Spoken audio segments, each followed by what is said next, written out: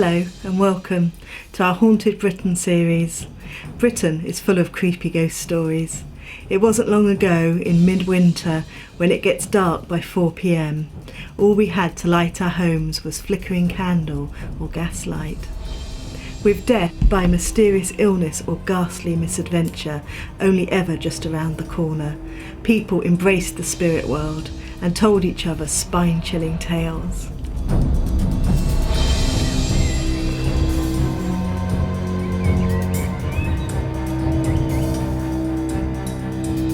Minster Lovell ghosts.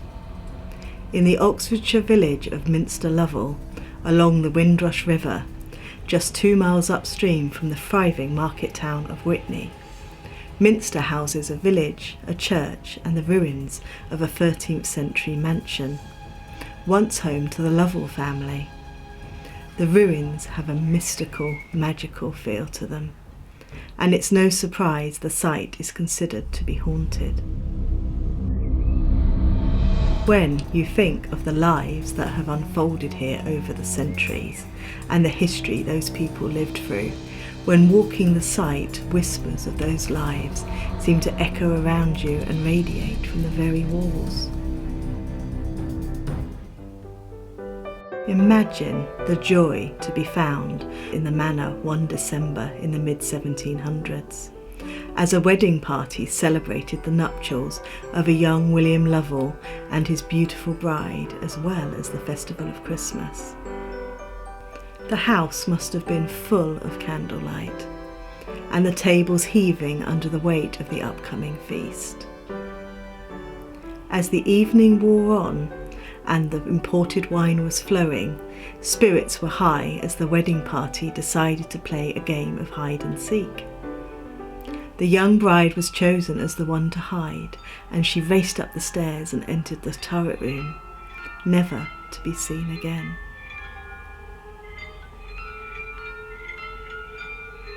The manor house and grounds were searched from top to bottom in the coming hours and days to no avail. As the weeks turned into months, the groom was distraught and driven to the point of madness. He would be seen night and day hunting for his beloved, and over the years he transformed into a lonely, grief-stricken recluse.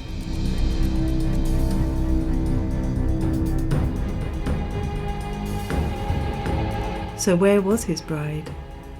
Approximately 2 years after that fateful night, her corpse was found in a large locked linen chest. It was surmised the chest was open when she found it, but locked itself as she lowered the lid to hide. But this leaves so many questions. Assuming she lived at least a week after she was locked in, surely she was making all the noise she could in that time and would have been discovered.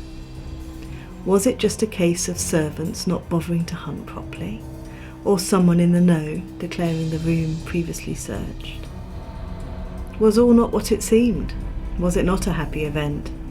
Was the poor bride in fact murdered before she was placed in her coffin, ensuring her silence but not her lack of discovery?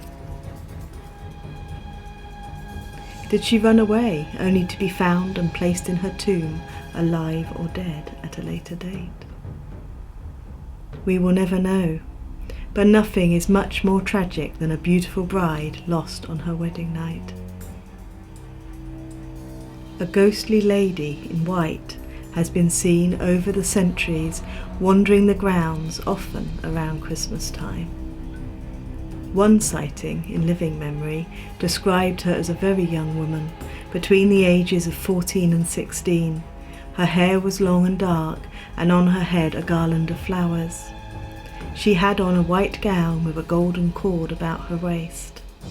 She was moving gracefully among the ruins of what would have been the main hall. She stopped and climbed the stairs way up to the turret room that no longer exists, before vanishing once more into thin air.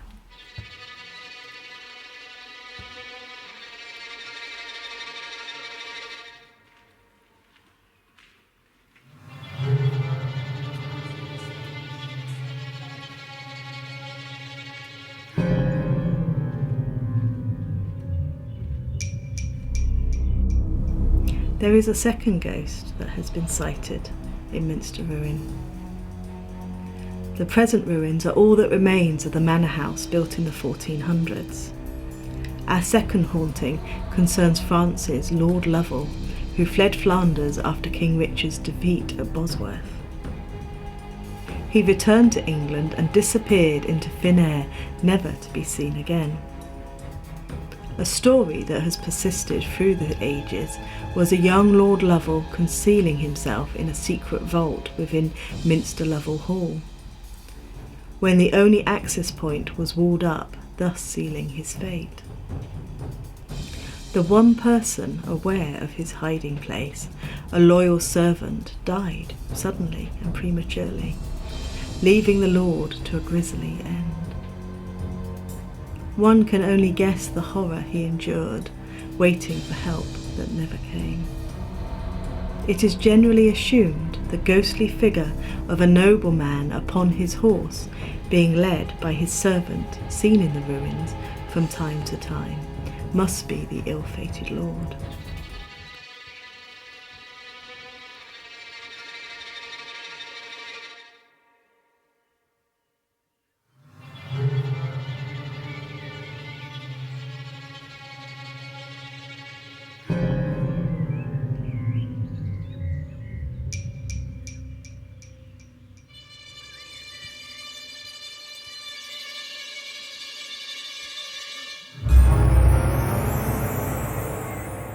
Another mysterious sighting attributed to Minster Ruins is a group of American tourists visiting at twilight one summer's evening, only to see the manor in all its glory and not a ruin at all. Imagine the chill that went down their spines when their tour guide caught up with them and assured them Minster Lovell Manor House had been a ruin for centuries.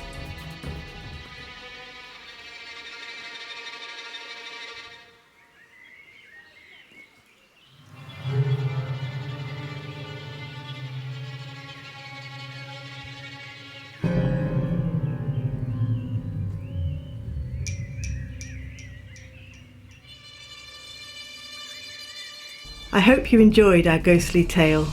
Join us again soon for the next Haunted Britain upload. Let us know your own haunting tales in the comments and please subscribe if you dare.